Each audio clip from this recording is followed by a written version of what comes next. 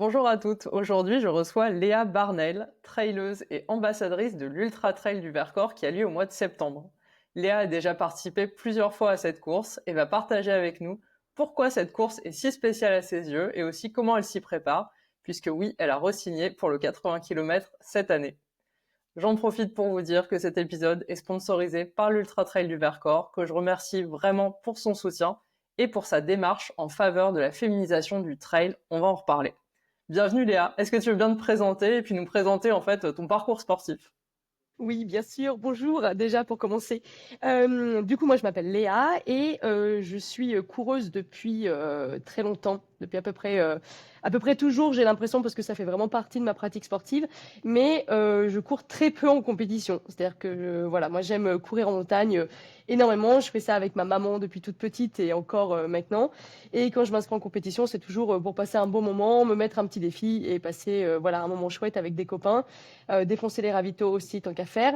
Et du coup voilà, donc j'ai pas vraiment de parcours voilà de compétitrice, mais j'ai un parcours amateur assez conséquent. Mes parents sont très sportifs et c'est vraiment un milieu dans lequel je baigne depuis toute petite. Voilà. Et tu fais que de la course à pied ou t'as d'autres sports aussi à côté?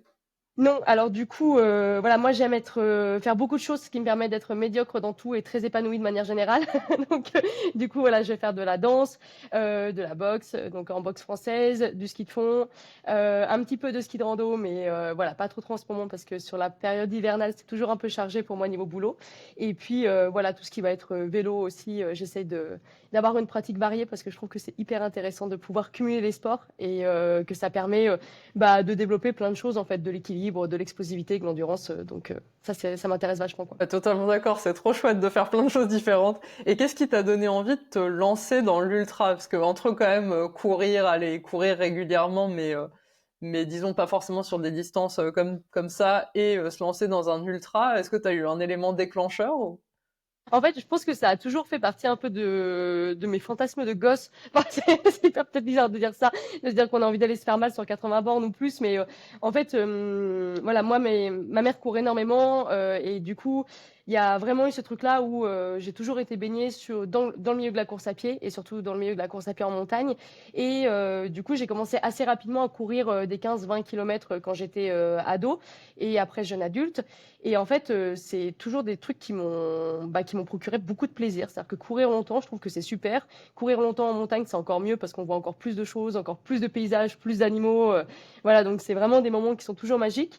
Et en fait, j'ai pris goût aussi à ce que ça provoque voilà, de façon corporelle, de façon mentale. Et du coup, là où ça nous amène, moi, je trouve qu'il y a un côté voilà, il y a un côté, le fait de se pousser toujours plus loin, de voir si on va arriver à terminer, d'avoir des moments de dur, puis après des moments où ça va super bien.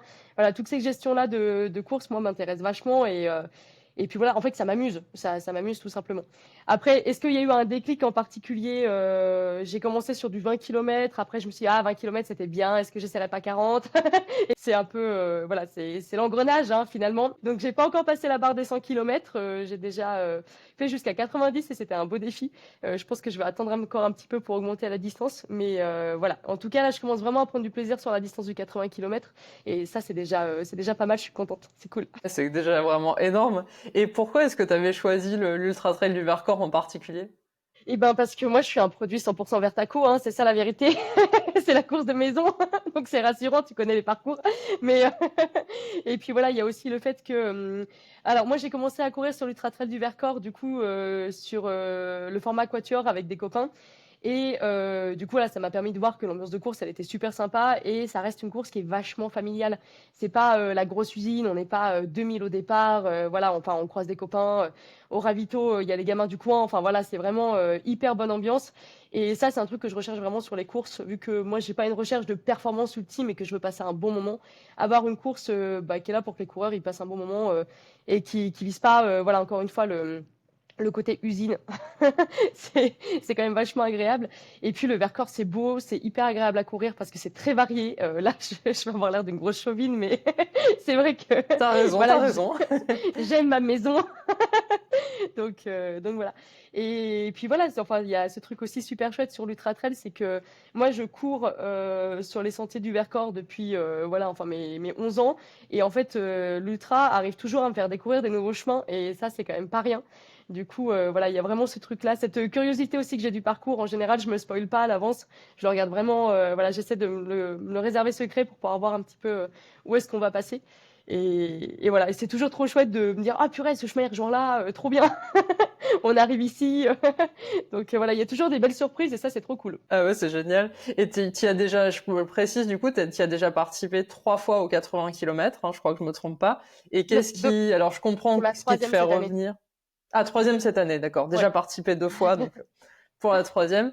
Je comprends que c'est l'ambiance, etc., qui te fait y retourner, mais est-ce qu'il y a aussi autre chose d'un corps spécial? Est-ce qu'il y a pas, à l'inverse, tu vois, un peu une lassitude, est-ce qu'il y a des chemins qui doivent être en commun, ou du coup, peut-être t'anticipes en disant, ah là, je sens que ça va être dur, ou bon, En fait, ça pourrait être un peu freinant. non, en fait, pas du tout, parce que je trouve que vivre un chemin en ambiance compétition, c'est pas du tout la même façon de le vivre. Donc, du coup, en fait, ça suffit à rendre la course variée. Et puis, voilà, c'est une autre ambiance de courir en compétition. Donc, je vais pas du tout chercher la même chose que quand je vais me balader. Et en fait, rien que ça suffit à changer le paysage. Et puis voilà, comme je disais, comme ils changent le parcours tous les ans aussi, c'est toujours vachement varié. Donc, il n'y a pas cet effet-là de se dire, OK, on passe par la même boucle encore une fois cette année. Et voilà, c'est toujours super varié. Donc, ça, c'est trop bien, quoi. Donc, j'ai pas d'effet de lassitude pour ça. Trop bien. Et là, imagine, tu dois décrire la course en quelques mots à quelqu'un qui connaît pas la course et qui ne connaît pas le Vercors. Comment tu nous décris ça? Alors, je dirais qu'il y a des cailloux. On est bien cailloux, mais un peu moins que dans Beldon. Je dirais aussi que c'est une course qui est super conviviale, avec une très très bonne ambiance, bah voilà, du côté bénévole et du côté des participants. Et moi, je mettrais vraiment l'accent aussi sur la variété du terrain, qui est, voilà, on va avoir des petites portions de piste, on va avoir des portions en forêt, des portions plutôt dans du côté pierrier. Et ça, c'est super, quoi. Vraiment, on peut pas s'ennuyer sur cette course, elle est super variée. Donc, puis je glisserai quand même un petit mot sur les ravitaux, parce que ça, c'est mon moment préféré. Ça fait un peu plus de Il y trois a mots, je quoi crois. sur les ravitaux alors? Il y Il a y a plein des de bonnes spécialités choses. locales ou? Oui, il y a des spécialités locales, ouais. Donc, du coup, voilà, il y a, bah, du coup, le pain qui est sur les ravitaux, typiquement, c'est du pain qui vient du coin. Pareil pour tout ce qui va être fromage. L'UTV, ils ont vraiment un engagement aussi sur ces questions-là qui est assez forte. Et du coup, voilà, ils essayent de faire en sorte que, bah, il y ait à peu près autant que possible des choses locales sur les ravitaux. Et puis voilà, puis il y a une super ambiance, quoi, tout simplement. Donc, quand tu arrives au ravitaillement, t'as vraiment plein de gens qui arrivent que tu connais pas, qui t'encouragent de fou. Et puis ensuite, voilà, t'as des bonnes choses à manger, un petit peu variées, ça c'est bien. Et du coup, quand tu repars, voilà, moi je me sens toujours vachement boostée. Et pas juste parce que j'ai déglingué voilà, l'assiette de biscuits salés, quoi. Il y a vraiment un truc, ça me fait du bien aussi parce que, bah voilà, il y a une bonne ambiance, quoi. Donc voilà. Ça fait du bien au moral. Voilà, exactement. Est-ce que, alors le parcours il change, mais il y a peut-être, je sais pas, des parties qui sont quand même communes. Est-ce qu'il y a une section vraiment que t'adores et où tu prends vraiment plaisir à chaque fois, t'as un moment de la course, tu te dis ah ça c'est trop bien. Et à l'inverse d'ailleurs, une partie que tu redoutes parce que tu sais qu'elle va être dure. Alors, en fait, il n'y a pas vraiment de partie commune d'une année sur l'autre. En tout cas, sur celle que j'ai fait, c'était toujours vachement varié. Même si, bien évidemment, tu recroises deux, trois petites portions, mais c'est pas redondant au point que tu te dises, OK, celle-là, elle va forcément revenir.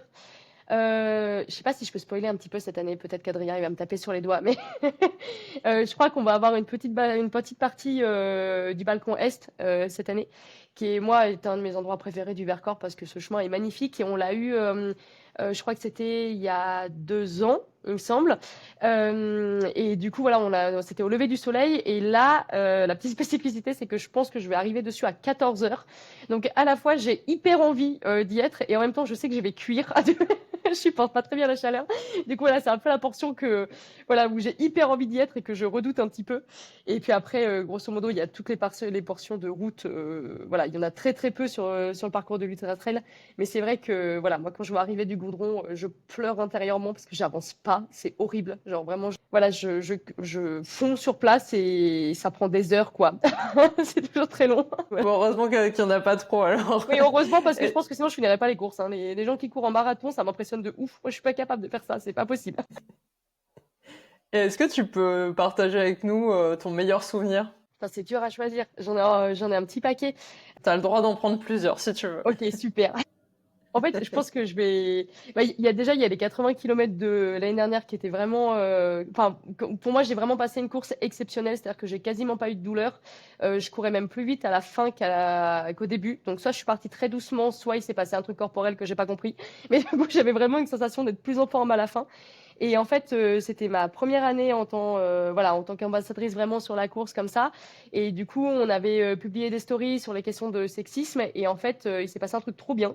C'est que j'ai plein de meufs qui sont venues parler avec moi pendant la course, justement sur ces questions-là, et aussi quelques gars. Et en fait, j'ai passé ma course à discuter en mangeant des cacahuètes. Donc ça ressemblait un peu à un apéro géant de 80 bornes.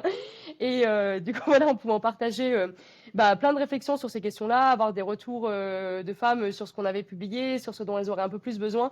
Et ça, du coup, ça a rendu la course assez magique parce que moi, la lutte contre le sexisme, ça fait vraiment partie de mon métier. Et du coup, en général, dans mon quotidien, je suis plutôt confrontée à des trucs moins chouettes, moins stimulants. Et là, en fait, avoir autant de retours positifs, ça m'a vraiment porté sur la course. Et je pense que ça a aussi vachement joué sur le fait que j'ai beaucoup moins de douleur et que ça se passe bien. Parce que voilà, il y avait vraiment tous ces moments partagés qui étaient trop forts et hyper chouettes, quoi.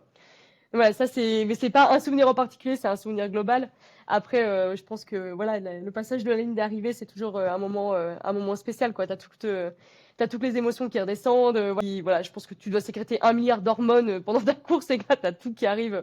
Voilà, son paroxysme, t'as l'impression que tu pourrais renchaîner 80 kilomètres alors que 10 minutes plus tard, t'es en culotte dans ta salle de bain à avoir envie de vomir. Donc, voilà, les arrivées, pour moi, c'est toujours des moments qui sont émotionnellement super forts. Et puis, les moments sur la ligne de départ aussi. À te demander ce que tu fais là avec le palpitant qui bat à 8000 et les premières foulées, quoi. Donc, ça, c'est des moments toujours magiques, ouais. Ça déçoit jamais. Ah, ça fait deux super souvenirs en tout cas, enfin deux un peu plus avec les plusieurs arrivées, départ et arrivées, mais et alors cette année donc on disait tu as re-signé là pour faire le 80 km.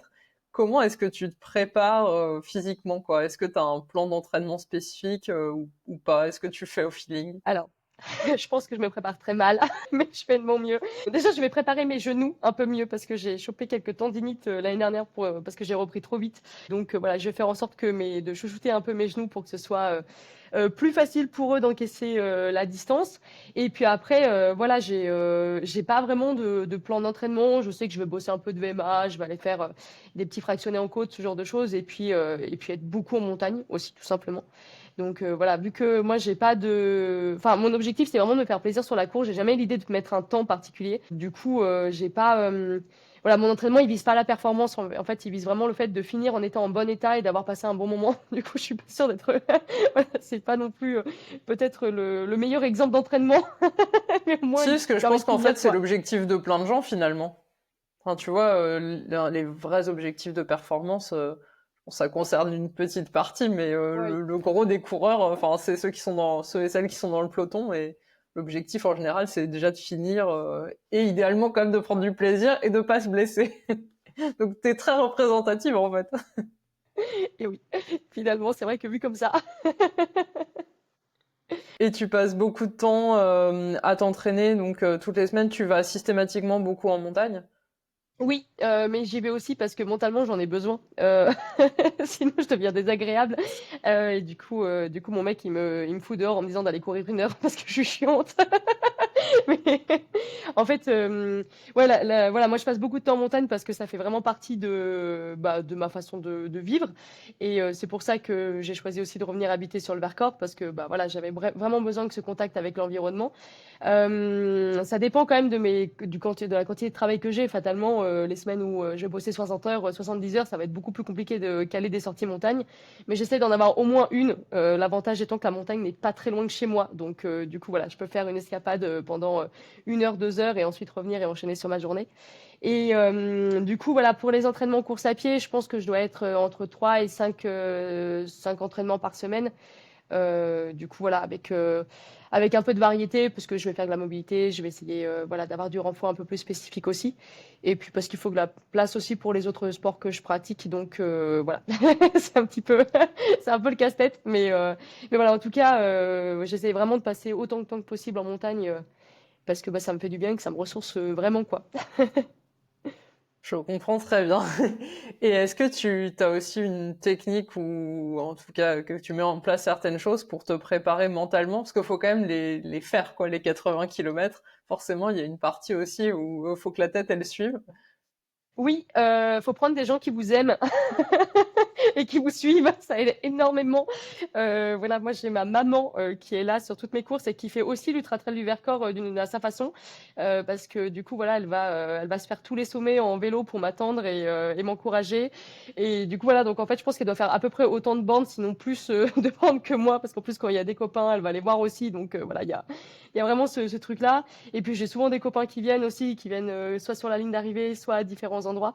Donc ça joue énormément sur le mental. En vrai, ça fait, enfin, avoir des gens qui vous encouragent et qui vous soutiennent, ça fait, enfin, je pense que ça doit faire 80% du taf. Enfin, j'ai jamais couru encore de course où je connaissais personne et du coup, je pense que c'est un autre type de, du coup, je pense que c'est un autre type d'effort mental. Donc voilà. Après, j'ai un petit truc aussi, c'est que je me rappelle que j'ai la majorité de mes copines qui ont des enfants maintenant et que certaines d'entre elles, elles ont mis très longtemps à accoucher. Donc je me rappelle toujours qu'un accouchement, la plupart du temps, ça dure plus longtemps qu'un ultra. Donc, et ça m'aide à relativiser la durée aussi. Voilà, j'ai une copine, elle a mis 17h30 à accoucher. C'est très long. Donc, du coup, je me dis, voilà, moi je fais un ultra, c'est moins dur qu'un accouchement. Que ça m'aide à prendre du recul aussi pendant J'avais la pas course. pensé à cette technique de gestion de prépa mentale. C'est pas Bah, je mal. me dis, franchement, en vrai, enfin, voilà, c'est moins pire, quoi, en termes de durée. Donc du coup, ça peut passer.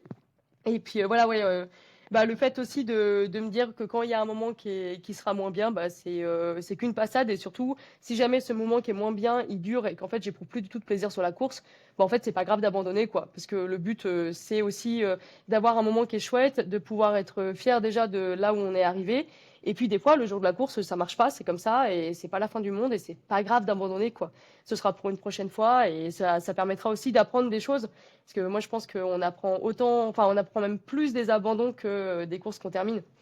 Donc voilà, c'est un truc.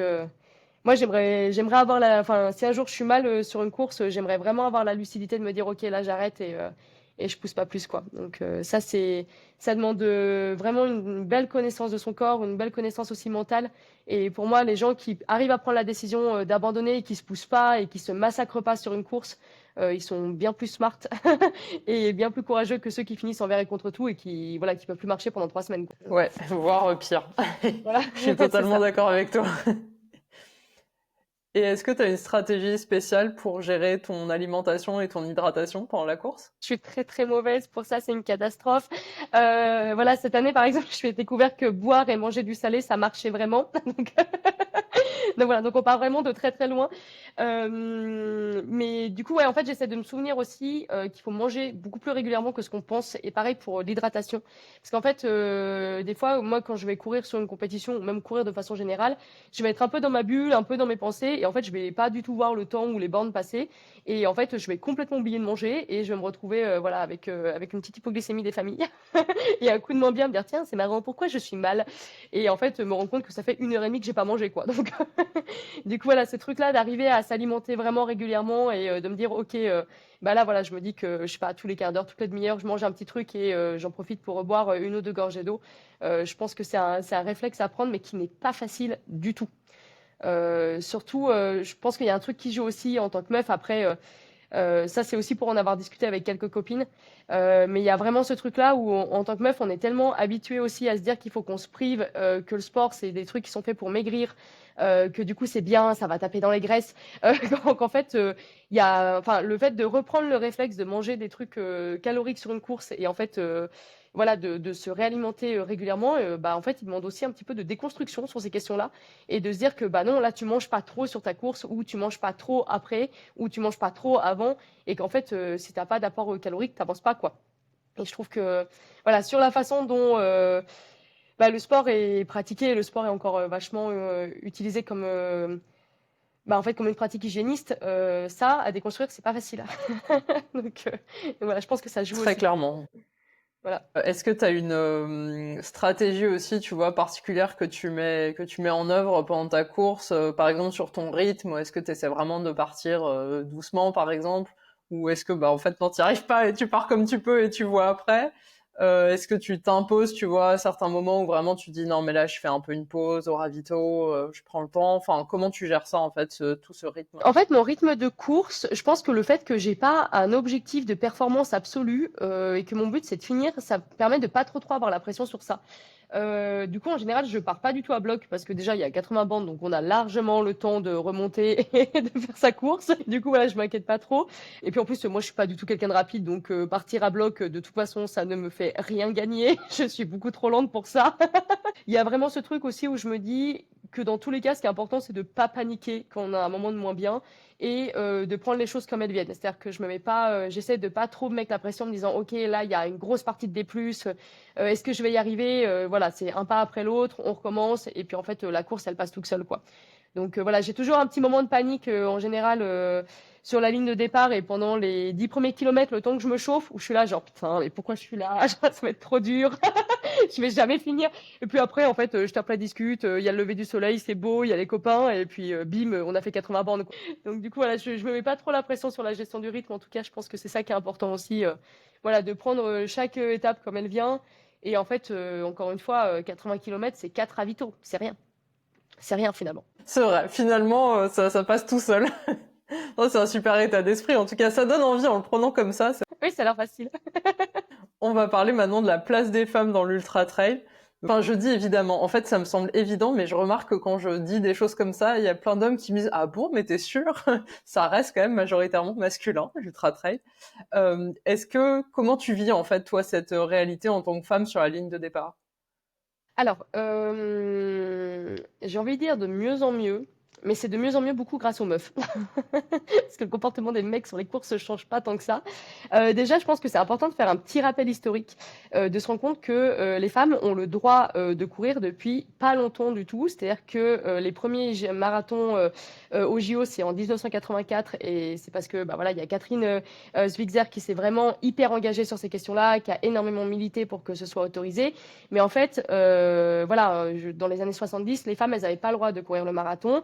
Et pendant très longtemps, ce qui était défendu, c'était que si les femmes, elles couraient plus d'un miles, elles risquaient de perdre leur utérus et la pratique sportive risquait du coup d'entraîner une déféminisation, c'est-à-dire qu'on risquait de choper des pecs, des poils et de perdre nos fonctions reproductives. Donc ça, c'est un truc qui est hyper important à noter. C'est qu'en fait, la pratique sportive, c'est pas quelque chose qui est acquis et qui fait partie en fait de l'imaginaire féminin. En fait, et du coup de l'imaginaire, du coup pour les questions de sport féminin, de l'imaginaire masculin aussi. Bah, le sport, c'est encore un endroit qui est hyper sexiste et en tout cas qui est très très genré et ça se voit notamment sur bah voilà qui sont inscrits dans différents types de sports. Donc par exemple le rugby, il y a 97% de licenciés, c'est des hommes, 3% de femmes. Le foot, c'est 94% d'hommes, 6% de femmes et encore ça a augmenté depuis qu'on parle un peu plus de foot féminin. Voilà. Et puis du côté, par contre, des sports dits plus féminins comme l'équitation ou la danse, bah là, on est sur des proportions qui sont inversées. Donc voilà. Donc ça, il y a déjà une réalité systémique, voilà, qui existe et qu'on ne peut pas nier. Pareil au niveau de la diffusion. Du coup, du sport féminin, en 2021, ça a représenté 4,8% des diffusions sportives, quoi. Donc, en fait, c'est rien. Il n'y a pas de visibilité pour le sport féminin. Donc, fatalement, il y a moins de femmes. Parce qu'il y a un contexte historique, il y a un contexte sociologique, voilà, il y a tout ça qui rentre en compte et en fait, ça, c'est vachement important. Et puis, il y a le fait aussi que le sport, c'est un endroit qui est sexiste. C'est-à-dire que moi, en tant que meuf, le nombre de mecs qui m'ont mis leurs bâtons dans les jambes pour pas que je les double, le nombre de mecs qui ont essayé de me convaincre d'abandonner, alors que franchement, enfin, je suis pas une flèche, je suis pas le genre de meuf, enfin, ou alors peut-être que c'est pour ça que ça vexe plus, mais en tout cas, voilà, enfin, qui ont essayé de me convaincre d'abandonner parce qu'ils supportaient pas que je les double, qui m'ont expliqué comment courir aussi. Ça m'arrive très régulièrement d'avoir des gars qui me disent, bah voilà, là, je pense que tu devrais ralentir dans la descente parce que tu vas te blesser. D'avoir des mecs qui viennent me draguer, des commentaires sur mes vêtements, des commentaires sur mon short. Le fameux que j'ai eu cette année sur l'UTV à 5h30 du matin, c'était beaucoup trop tôt pour ça. Ah bah, je vais me mettre derrière parce que la vue, elle est plus belle. Relou. C'est chiant. Surtout qu'en plus, le gars en question a commencé sa phrase par je sais bien que je devrais pas le dire. Bah, du coup, il faut fermer ta gueule. Du coup, évite si tu le sais. Voilà. Et en fait, ça, c'est quand même une réalité, voilà, du sport, en fait, où on est encore sur ce type de relation-là. En même temps, il y a aussi des choses très chouettes qui se passent et du coup qui avancent, mais parce qu'on en parle, parce qu'il y a des femmes et il y a quelques mecs qui s'engagent sur ces questions. Et du coup, ça rend aussi la chose vachement épanouissante. C'est-à-dire que moi, j'étais hyper contente, encore une fois, je reviens sur ce truc-là, d'avoir eu des discussions sur ces thématiques du sexisme dans le sport avec des coureurs et des coureuses. Bah, en fait, c'est hyper important parce que c'est vrai que quand on n'a pas les chiffres, quand on n'est pas forcément renseigné, on se rend pas forcément compte de ça. Donc voilà, pour la course à pied, encore une fois, il y a plus de femmes qui sont licenciées, mais par exemple sur le solo, enfin sur les 80 km ou 100 km sur les ultras, il y a 10% de femmes au départ. Donc en fait, on a plus de licenciées féminines, mais moins de meufs sur les lignes de départ en compétition. Donc voilà, c'est des choses où en fait ça, bah, en avoir conscience, c'est pas évident. Et puis c'est des choses à déconstruire, c'est des choses à remettre en question aussi. Et voilà, c'est intéressant. Donc voilà. Et puis il y a tout ce truc aussi, bah voilà, de se dire que en tant que meuf, arriver à se surprendre soi-même d'arriver à faire 80 km, tu dis bon bah c'est chouette, j'ai pas perdu mon utérus, j'ai pas chopé des poils sur le torse, tout va bien. Ça fait plaisir aussi. On peut être rassuré. Voilà, c'est ça. Et puis voilà, il y a aussi vachement, enfin là, c'est dans le milieu de l'ultra trail en ce moment, il y a quand même énormément de femmes, enfin beaucoup plus de femmes en tout cas qu'il y a quelques années qui sont aussi mises en avant. Et du coup, il y a des parcours qui sont super inspirants et voilà, qui donnent envie aussi bah voilà, de se pousser, de se dire ok, bah là, on va essayer ça, je vais essayer de repousser cette limite-là. Et du coup, ces modèles-là, que ce soit Blandine Lirondelle, voilà, enfin toutes ces femmes qui font des dingueries en ce moment en sport, elles sont hyper inspirantes. Et ça, c'est le côté qui est vachement chouette sur la ligne de départ, c'est que il y a une sororité hyper forte en fait entre meufs. On tape beaucoup la discute, on s'encourage, on est trop contente de voir d'autres meufs aussi sur la ligne de départ parce qu'on se dit qu'on n'est pas toute seule. Enfin voilà, c'est des choses, ça fait des beaux souvenirs aussi quoi. Donc voilà. Ouais, je comprends. Et est-ce que tu arrives à identifier, tu vois, les principaux freins qui empêchent en fait les femmes de s'inscrire sur des formats longs? Parce qu'en fait, pour rappel, pour nos auditrices et auditeurs, en fait, c'est globalement, enfin, évidemment, il y a des femmes en compétition de trail, mais en fait, plus on allonge la distance, et moins il y a de femmes. Donc, il va y avoir pas mal de femmes sur des formats relativement courts, et par contre, dès qu'on allonge, alors là, la proportion, elle baisse drastiquement. Ouais. Alors pour moi, il y a plusieurs facteurs qui rentrent en jeu. Déjà, il y a le facteur historique. C'est-à-dire qu'à partir du moment où, historiquement parlant, tu n'as pas eu le droit de faire des choses pendant beaucoup plus longtemps que les hommes, ça met plus de temps à se mettre en marche. Parce qu'en fait, bah voilà, déjà que ça rentre dans les imaginaires, que ça rentre dans les possibilités, que du coup, il y ait des sponsors aussi qui, du coup, puissent se mettre derrière des athlètes professionnels, que aussi, il y ait des études qui soient faites sur les fonctionnements du corps féminin, qui n'est pas tout à fait le même et du coup qui n'a pas non plus tout à fait les mêmes besoins. Voilà, c'est des choses où en fait ça met du temps à se mettre en place. Mine de rien, l'histoire des femmes dans la course à pied, elle est relativement jeune, à l'échelle de 40-50 ans, quoi. Donc faut le temps que ça se mette en place. Et puis après, il y a des réalités aussi qui sont vachement sociales, c'est-à-dire que les femmes, elles s'occupent toujours de 2 tiers des tâches ménagères et des tâches domestiques, et qu'en fait, s'entraîner, ça demande du temps. Et pour ça, bah, en fait, il faut en avoir, quoi, tout simplement. Donc, du coup, là, forcément, quand on va plus s'occuper, voilà, on va avoir une charge mentale plus importante, que du coup, on va plus s'occuper des enfants, qu'on va plus s'occuper du ménage à la maison, voilà, du fonctionnement du foyer. En fait, on a moins de temps pour s'entraîner.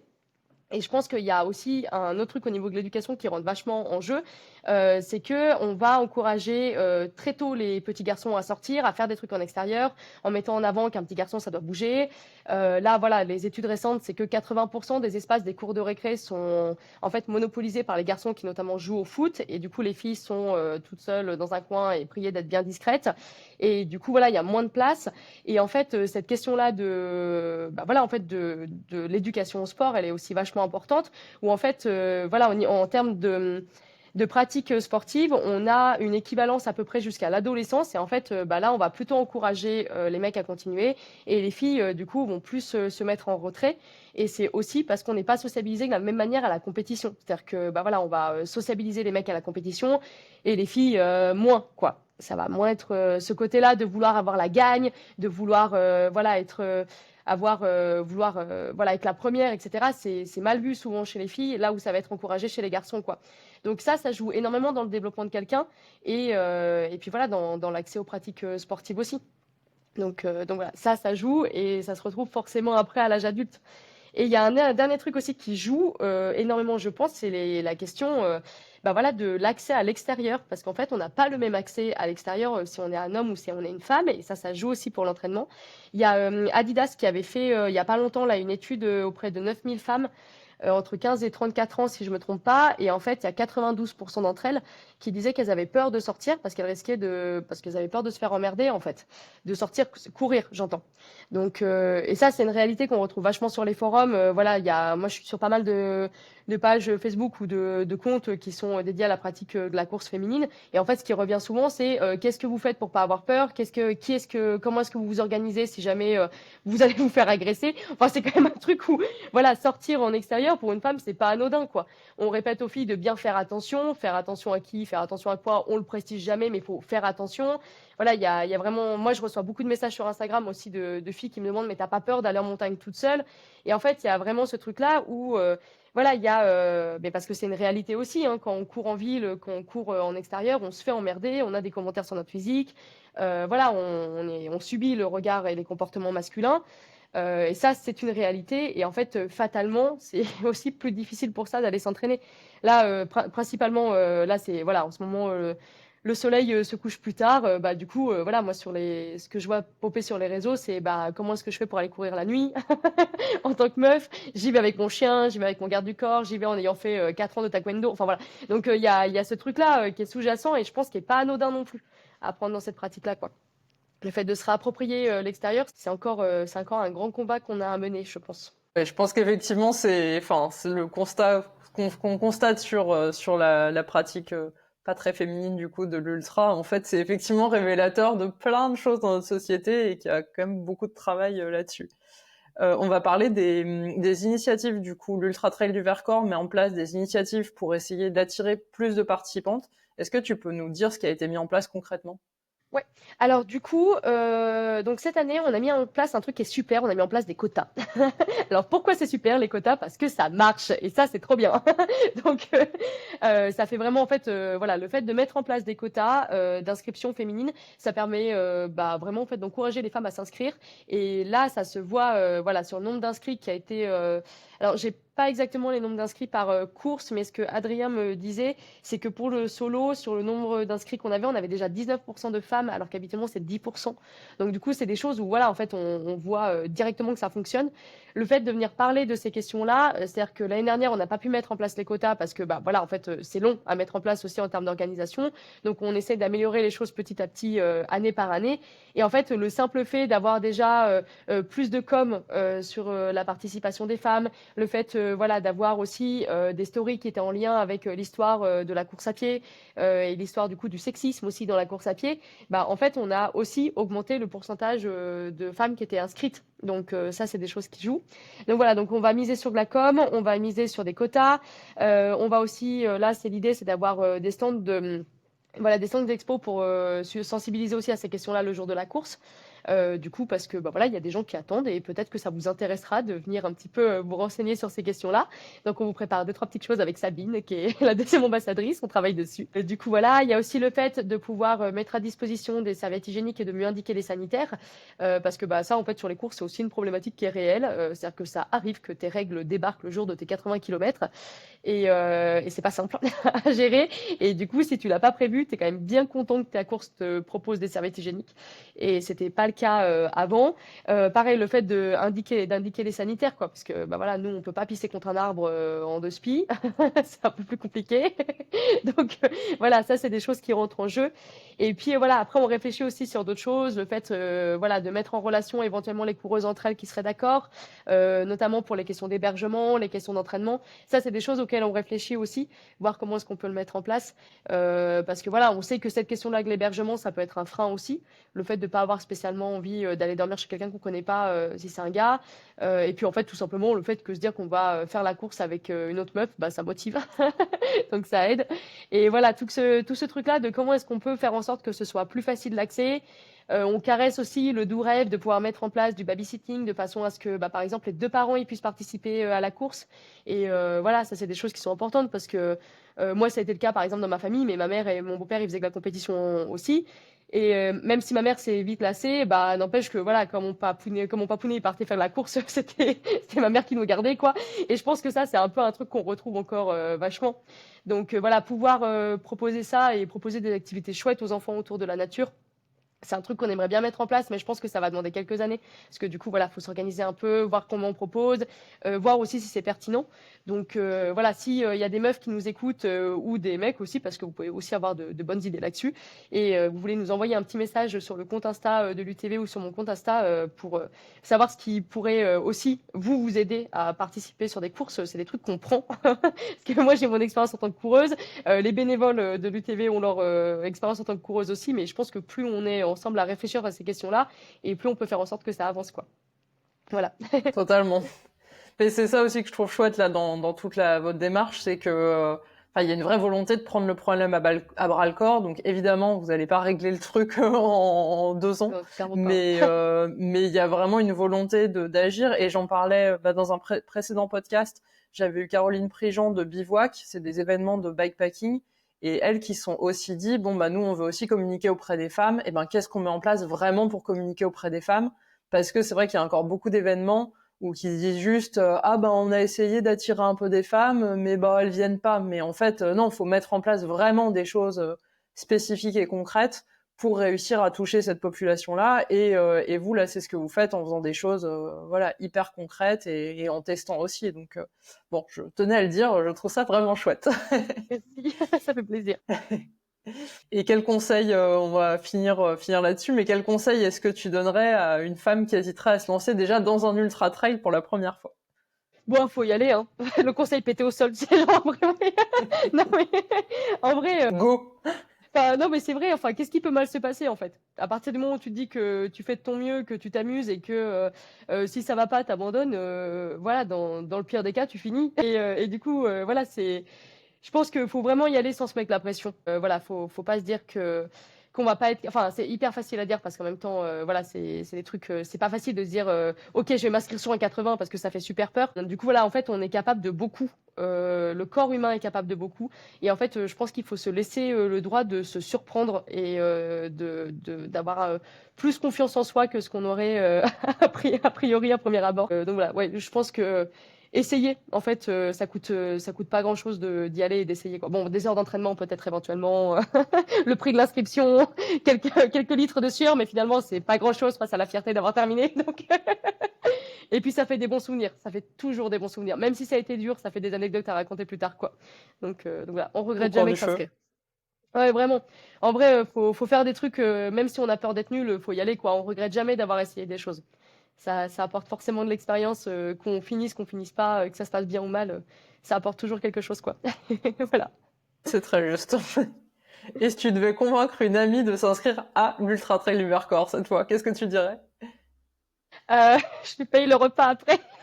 Non, mais en vrai, il y a une super. Bah, en fait, c'est ce que j'ai dit sur la course tout à l'heure, mais vraiment, l'ambiance, elle est super.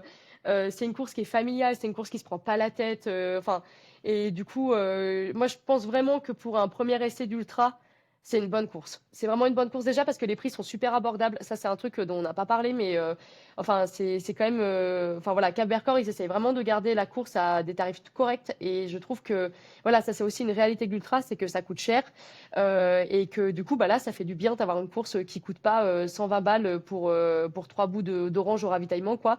Euh, de- Du coup, voilà, il y a vraiment voilà, ce côté qui est hyper accessible, bonne ambiance, et puis voilà, ça fait des trop chouettes souvenirs. Moi, je reviens encore là-dessus, mais vraiment, ça permet de, bah, déjà d'être fier de soi, et ça, c'est pas rien. Et puis voilà, d'emmagasiner des souvenirs pour quand on sera vieux et qu'on pourra pas marcher, quoi. D'ailleurs, je dis ça, mais C'est je me fais vrai. tout le temps doubler par des vieux. Méfiez-vous des vieux. Les vieux, ils sont hyper forts. En C'est pleine vrai. forme. Non, mais c'est vrai, je fais tout le temps doubler par des gens qui ont 70 ans, ils ont plus de caisse que moi. Je suis là, genre, waouh, je voudrais être toi plus tard. Peut-être qu'à 70 ans, tu doubleras des gens plus jeunes en disant ouais, c'est bon en fait. J'espère. Et je ricanerai comme ça, je fais en passant. Bon, Oh, l'autre super. avantage du coup, c'est que bah, si vous inscrivez en tant que femme, vous serez pas seule puisque bah, il y a des quotas, donc il y aura plein d'autres femmes, dont Léa, sur la ligne de départ. Et Sabine aussi, qui va tout défoncer Et cette année Sabine. encore là. Je sais qu'elle a gagné, enfin ouais, elle a fait un super temps l'année dernière. Mais voilà, il y a vraiment, en tout cas, il y a vraiment une bonne ambiance et moi, c'est une course que je recommande pour ça. Voilà, de tout mon cœur. C'est pas pour rien que c'est une course sur laquelle je m'inscris tous les ans depuis mes 19 ans, je crois. Enfin, c'est parce que voilà, c'est une course qui mérite d'être courue, quoi. Vraiment, elle est chouette. Voilà. Ouais, bah c'est bien. On entend effectivement la passion dans ta voix, dans la manière dont tu la racontes, et ça donne très envie de venir la découvrir. D'autant qu'effectivement, le Vercors, c'est quand même très beau, donc ça fait quand Oui. même pas mal d'avantages au total. Et ben, merci beaucoup, Léa, pour ton temps, pour cette interview, pour tous ces partages et ta bonne humeur. Tout ça, ça donnait bien envie. C'était intéressant aussi de discuter de la place des femmes, un sujet qui m'est cher, forcément, mais c'est chouette d'en discuter aussi avec quelqu'un d'autre et puis de voir des actions concrètes qui sont mises en œuvre. Donc merci, et puis bah à bientôt. Bonne course évidemment, et à bientôt pour de nouvelles interviews. Bah oui, merci beaucoup Lorraine. À bientôt. Puis merci à tous et à toutes pour votre écoute. Voilà, j'étais ravie de faire ça.